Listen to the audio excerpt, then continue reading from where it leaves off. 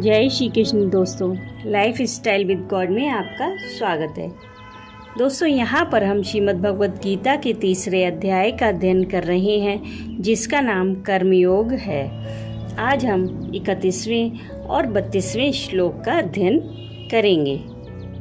भगवान अर्जुन को उनके कल्याण का निश्चित साधन बतलाते हुए उन्हें युद्ध करने की आज्ञा देकर अब उसका अनुष्ठान करने के फल का वर्णन करते हैं। ये मे मत मेदम नित्य मनुतिष्ठन्ति मानवाः श्रद्धावन्तो न सूयन्तो मुच्यन्ते तेपि कर्मभिः।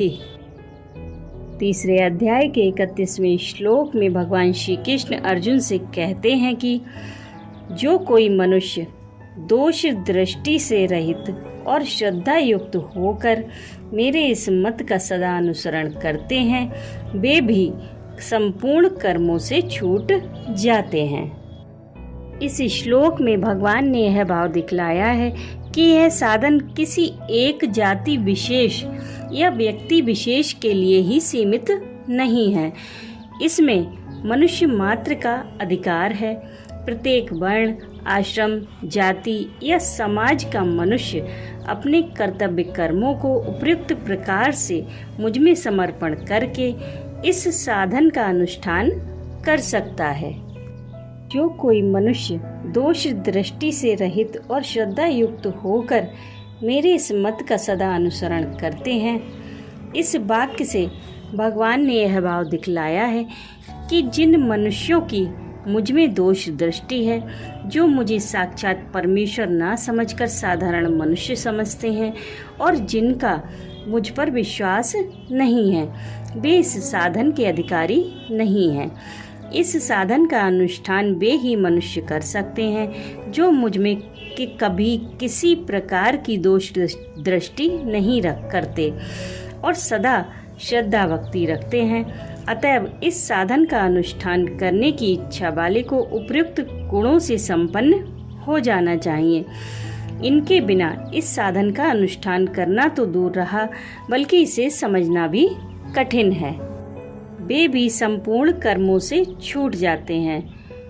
इस कथन से भगवान ने अर्जुन को यह भाव दिखलाया है कि जब इस साधन के द्वारा दूसरे मनुष्य भी समस्त कर्मों से मुक्त हो जाते हैं, अर्थात जन्म मरण रूप कर्म बंधन से सदा के लिए मुक्त होकर परम कल्याण स्वरूप मुझ परमात्मा को प्राप्त हो जाते हैं, तब तुम्हारे लिए तो कहना ही क्या है।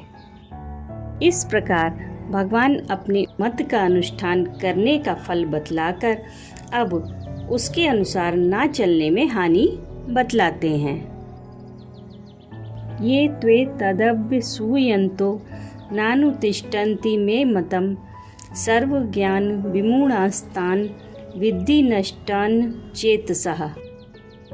तीसरे अध्याय के 32वें श्लोक में भगवान श्री कृष्ण अर्जुन से कहते हैं कि परंतु जो मनुष्य मुझ में दोषारोपण करते हुए मेरे इस मत के अनुसार नहीं चलते हैं, उन मूर्खों को तो संपूर्ण ज्ञानों में मोहित और नष्ट हुए ही समझ।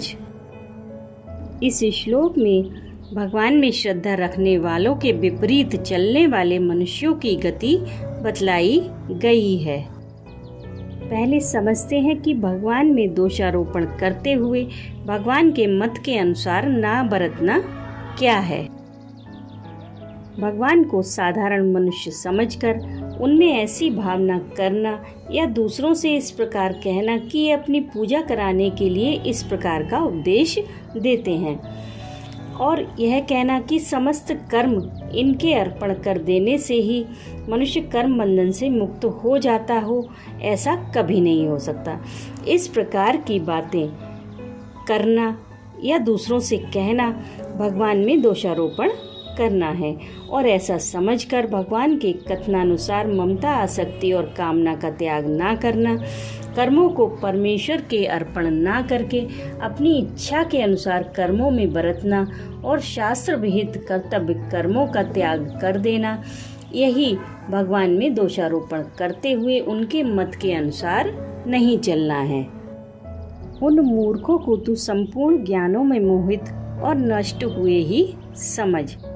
इस कथन से भगवान ने यह भाव दिखलाया है कि जिनके मन दोषों से भरे हुए हैं, जिनमें विवेक का अभाव है और जिनका चित्त वश में नहीं है, ऐसे मूर्ख तामसी मनुष्यों को यहाँ लक्ष्य किया गया है।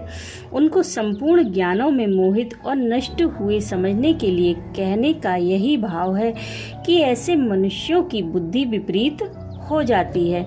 वे लौकिक और परलौकिक सब प्रकार के सुख साधनों को विपरीत ही समझने लगते हैं।